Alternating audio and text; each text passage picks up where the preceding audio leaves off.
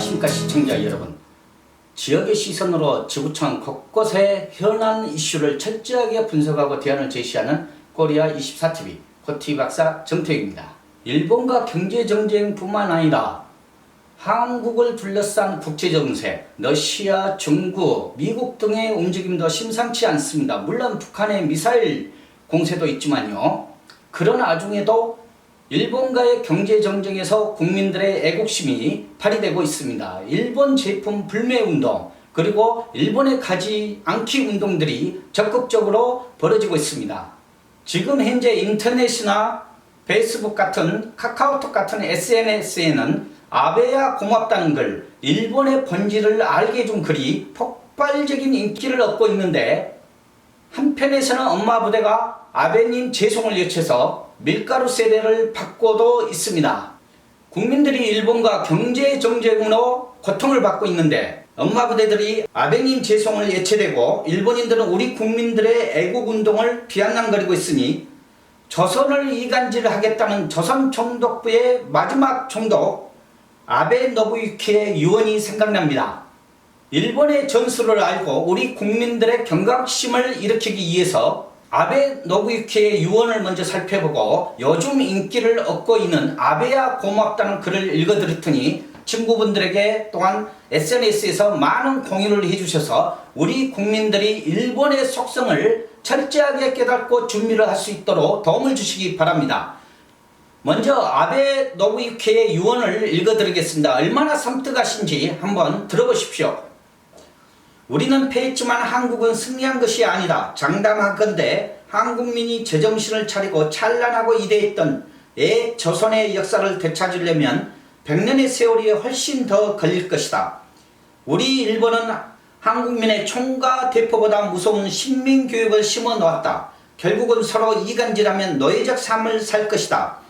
보라, 실로 조선은 위대했고 찬란했지만 한국은 결국 신민교육의 노예로 전락할 것이다. 그리고 나 아베 노부유키는 다시 돌아온다. 자, 여러분 어떻습니까? 가슴 섬뜩하지 않습니까?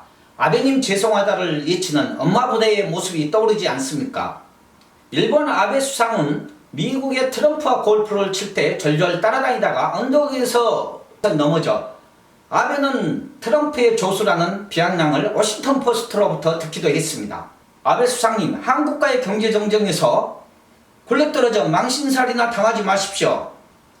자, 이번에는 우리 국민들의 각오를 다지기 위해서 요새 온라인에서 필독글로 꼽히고 있는 아베야 고맙다는 글을 읽어드리도록 하겠습니다. 이 코티 박사가 읽어드리는 것이 아니고 낭낭한 성우님의 목소리로 한번 들어보도록 하겠습니다. 아베야 고맙다. 조국 독립을 위해 싸운 조선인들을 학살하고 전쟁에 동원하고 위안부라는 구실로 성폭행하고 조선의 물자를 약탈하고 대한민국의 민족 정신까지 말살한 가해자 일본이 지금도 피해자인 대한민국을 증오하고 경계하고 있으며 단지 소수의 일본 우익이라는 것들만 그런 것이 아니라 일본 국민의 70%가 대한민국을 증오하고 있다는 것을 이제 알게 해줘서 고맙다. 원자폭탄 2발 맞고 패망한 일본이 한국전쟁 때문에 미국 군수기지 역할을 하면서 다시 살아나서 경제성장을 했다는 사실을 까맣게 잊고 있었는데 알게 해줘서 고맙다.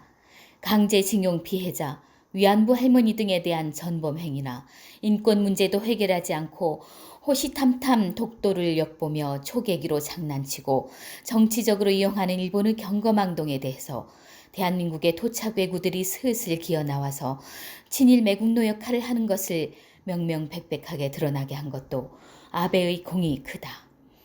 일본이라는 섬나라가 60년 넘게 오직 자민당이라는 한 정당만이 지배하고 있는 독재 정권이었다는 사실을 이제 알게 해줘서 고맙다. 그런데 자민당 일당 독재 국가에서 정권 연장 도구에 불과한 개돼지로 이용당하는 너희 국민들이 너무나 불쌍해 보이는구나. 일본 사람들은 오래전부터 대한민국 제품이라는 이유만으로도 무시하고 사지 않는 풍조가 몸에 밴 족속들이었고 1년에 몇천 명 대한민국 관광 올 때 대한민국 사람들은 800만 명 가까이 너희 나라로 관광 가서 흥청망청 7조를 쓰고 일본 차 명간 5만 대 이상 사주는 정신 나간 대한민국의 현세태를 정신 차리게 해줘서 고맙다. 일본 방송 언론 등은 대한민국을 조롱하는 소재가 일상화되어 있었고 험한 서적을 대형 서점 코너에 지정해서 판매하면서 대한민국을 비하한 책을 베스트셀러로 만드는 대한민국의 적대국이라는 것을 알게 해줘서 고맙다.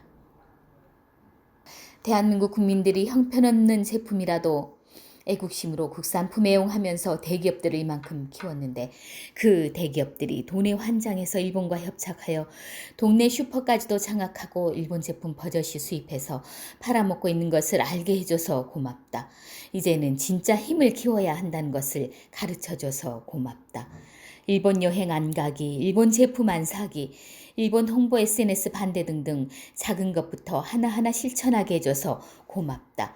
국내에 있는 기업의 주식 중에서 일본이 투자한 비율이 얼마인지, 대한민국에서 일본의 금융자본 등이 얼마나 나쁜 짓을 하는지, 얼마나 이윤을 챙겨가는지 현미경의 눈으로 꼼꼼히 파악하게 해줘서 고맙다.